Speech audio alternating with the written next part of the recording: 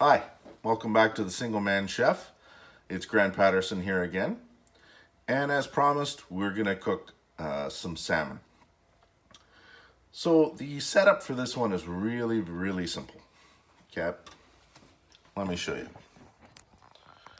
Basically all we got is our pan. Okay, our mise en place is quite simple. We got some lemons.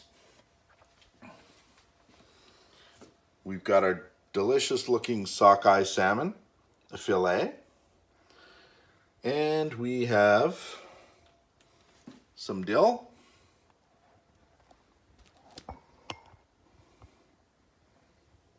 And some butter. And some white wine. And that's it. Not much to it. Okay, I'm kind of a purist when it comes to cooking fish. I don't think you should dump a whole bunch of other stuff onto it, smother it in sauces. Right? Let the fish talk for itself. If it's good fish, then it'll tell a good story. And in this case, I'm picky about using sockeye salmon because sockeye is, in my opinion, by far the best salmon. Coho is pretty good too, but after that, the quality kind of starts to slide a bit. There's a lot of great seafood in Atlantic Canada, but the salmon, sorry, it doesn't compare to what we've got out here in the Pacific. Especially if you're living on the West Coast, cook Pacific salmon. It's the best anyways, and it'll be the freshest. A note about fish and how you know that fish is good. Okay. Now, looking at that flesh, okay, look at the color. It's so bright, right? That means it's oxygenated. That fish has been swimming around leading a very active life. Farmed salmon, you know, as much as I think that farming is probably the wave of the future when it comes to aquaculture, it doesn't look like that because the salmon are penned in.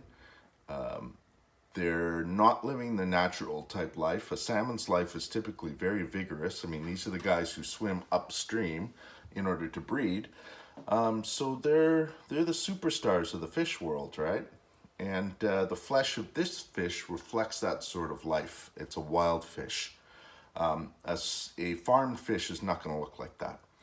So buy it fresh, right? It shouldn't smell fishy. There's no smell-o-vision here, but I can't even smell fish. I'm standing right over this thing and I can't smell fish. That's a good sign. Because when you're smelling fish, you're not actually smelling fish, you're smelling bacteria. Okay?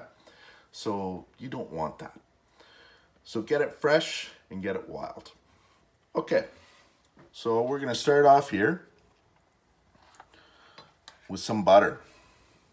And some butter, drop it in our pan, and get her going to medium. All right.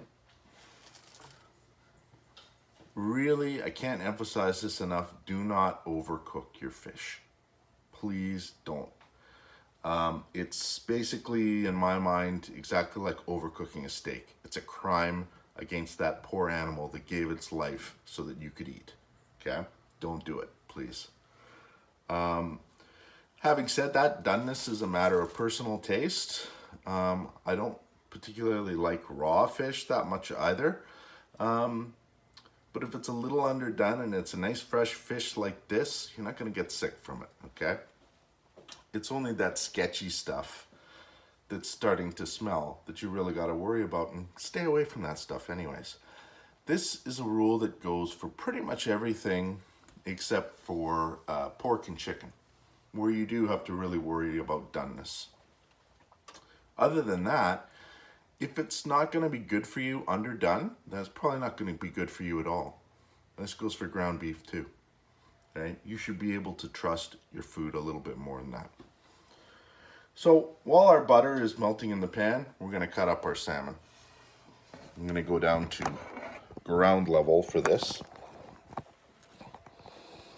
Okay, hopefully we'll be able to get this. I really need a cameraman. Don't I know it? There we go. That's better. Okay. Get out of the way, Mr. Dill. It's not your turn yet. So we've got this nice long fillet. I think I can get about 4 usable pieces out of that. Remember from our episode on equipment, you should have a knife that can take that fillet apart in basically 2 strokes.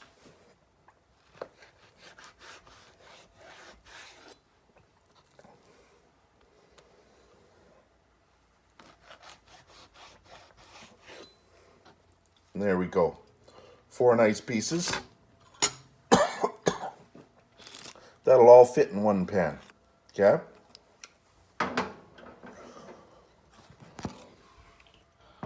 So here we are. We're going to get our butter going a little bit. Spread it around the pan. Show you what that looks like. Okay. Still got a ways to go, but that's good. We got a nice surface coated with butter. Pardon my coughing. At times I know I'm going to sound like Harvey Firestein here. David. But I can't shake it. So,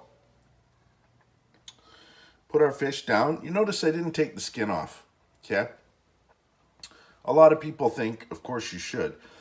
But I don't really believe that with a lot of things. I mean, the skin is part of it. It's edible. It's got a lot of fat in it. And in the case of fish, fat's not a bad thing. It's flavor like it is in every other kind of meat. But in the case of fish, the fat isn't even bad for you. Those omega-3 pills that everybody's running around taking, that's where that comes from, fish fat. So not only is the fish tasty, or the fish fat tasty, but it's also good for you. So I leave it on and it creates a nice reaction when I put it down in the hot pan. And that reaction can lead to a nice little Maillard crust. And then once you deglaze it, you've got a kind of a nice brown reaction with the butter, which you'll see later on. So that gets off to a kind of a slow start. We'll catch up with it in a bit in our next video. Ciao.